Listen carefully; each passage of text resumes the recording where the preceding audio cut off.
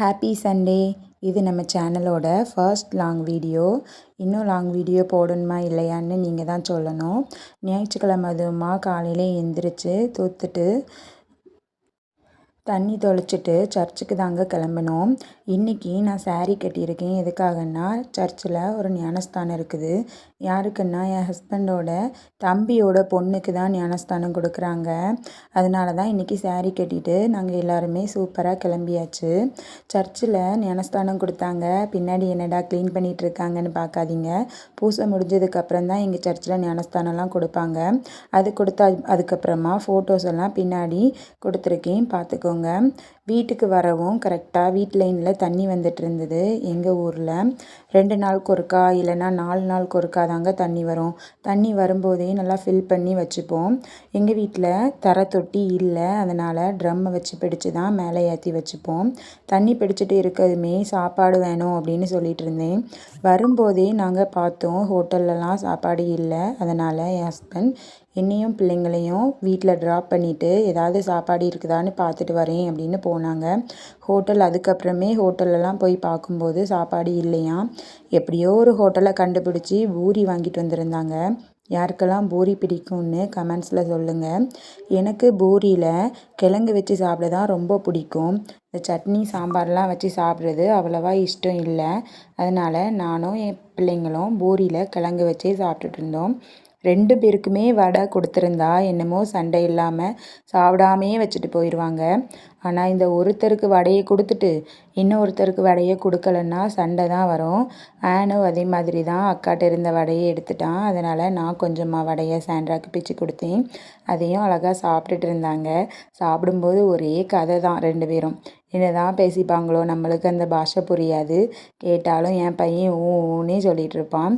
இன்னும் சரியாக பேசலை. பேசுகிற வீடியோவை ஆனு பேசுகிறத கேட்கணுன்னு சில பேர் கேட்குறாங்க. நான் அப்புறமா எடுத்து அப்லோட் பண்ணுறேன்.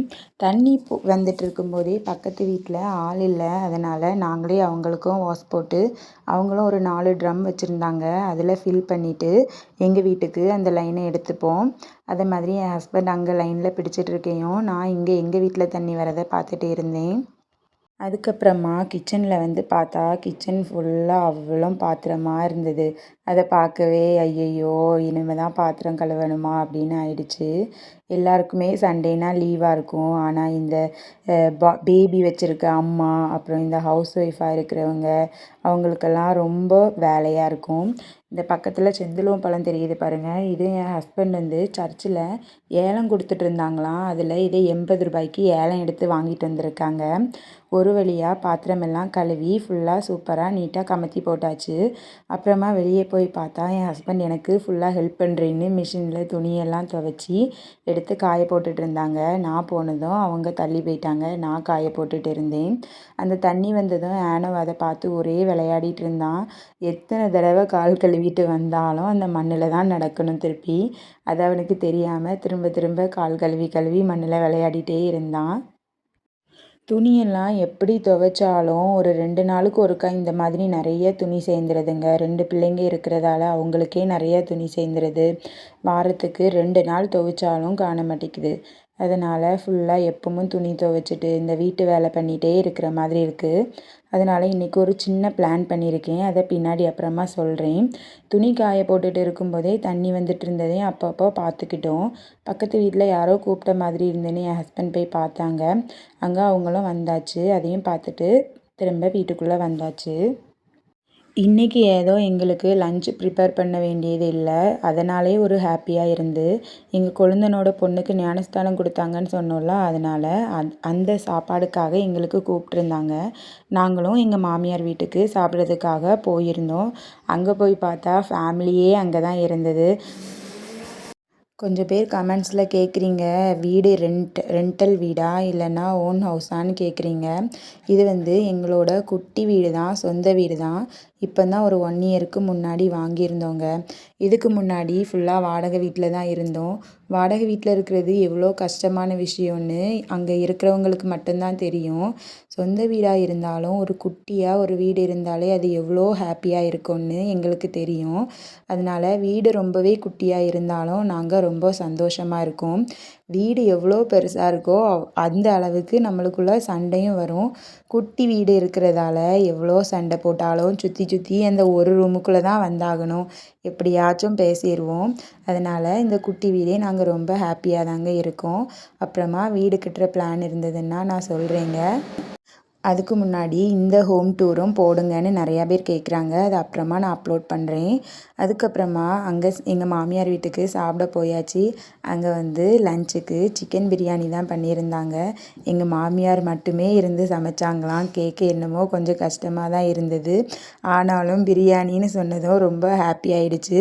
கொஞ்சம் நேரத்துக்கு முன்னாடியே வந்திருக்கலாம், வந்து ஹெல்ப் பண்ணியிருக்கலான்னு தோணுச்சு. வீட்லேயும் வேலை இருந்ததால் இங்கே வர முடியலை. அதனால் கரெக்டாக லஞ்சுக்கு தான் வந்திருந்தோம். பிரியாணியை ஃபுல்லாக சாப்பிட்டுட்டு அதுக்கப்புறமா அப்படியே பைக்கை எடுத்துகிட்டு நாகர்கோவில் வந்தாச்சு. நாகர்கோவிலில் இங்கே ஸ்ரீ திருப்பதி புக் ஸ்டோர்னு ஒரு ஸ்டோர் இருக்குதாம். இது இவ்வளோ நாளாக எனக்கு தெரியாது. இந்த புக்கெல்லாம் பாதிக்கு பாதி விலைக்கு தராங்க. ரொம்பவே ஹெல்ப்ஃபுல்லாக இருந்தது. ஃபுல்லாக இந்த காம்படிட்டிவ் எக்ஸாமுக்கு படிக்கிறவங்களுக்கான எல்லா புக்ஸுமே அங்கே இருந்தது. நானும் ஒருக்கா போய் பார்த்துட்டு வரலாம் அப்படின்னு தான் கிளம்பியிருந்தோம். புக்ஸ் எல்லாமே அவ்வளோ சூப்பராகவே இருந்தது. உள்ளேயும் ஓப்பன் பண்ணி பார்த்தேன். எல்லாமே புரிகிற மாதிரி ஈஸியாகவே இருந்துச்சு. நானும் கொஞ்சம் புக்ஸ் எல்லாம் வாங்கியிருந்தேன். இங்கே வந்து போலீஸ் எக்ஸாமுக்கான புக்ஸ் எல்லாமே இருந்தது. அப்புறம் மெடிக்கலுக்கு, அப்புறம் டிஆர்பி, ஆர்ஆர்பி, அதுக்கப்புறம் பேங்கிங் எக்ஸாம் எல்லாமே இருந்தது. நாங்களும் ஃபுல்லாக சுற்றி சுற்றி பார்த்தோம். ஆனால் இந்த புக் ஸ்டால் வந்து ஓல்டு புக் ஸ்டால் தான் அப்படிங்கிறதால நாகர்கோவிலில் நாங்கள் சுற்றி சுற்றி பார்த்தோம். குட்டி கடையா, ஆனால் இந்த கடை ரொம்பவே பெருசாக இருந்தது. அப்புறம் ரிட்டன் வர வழியில் காஃபி எல்லாம் குடிச்சிட்டு அப்புறம் இந்த பெட்ஸ் இருக்க கடையை பார்த்தோம். அங்கே பார்த்ததும் இங்கே தான் நாங்கள் எப்போவுமே வளர்க்குற மீன் வாங்குவோம். இந்த தடவை டைரெக்டாக மீனை போய் பார்க்காம இந்த லவ் பேர்ட்ஸு அப்புறமா புறா எல்லாமே வச்சுருந்தாங்க. அதையும் கொஞ்சம் நேரம் ஆனுவுக்கு காட்டிட்டு அப்படியே மீனை பார்க்க போயிருந்தோம். இந்த லவ் பேர்ட்ஸ் எல்லாம் எதுக்காக வாங்கலை அப்படின்னா, ஒரு ஜோடி நம்ம வாங்கியிருந்தோம்னா அதில் ஒன்று இறந்துடுச்சுன்னாலும் ஒன்று கொஞ்சம் நாளில் திருப்பி அதுவும் இறந்து போயிடுமா.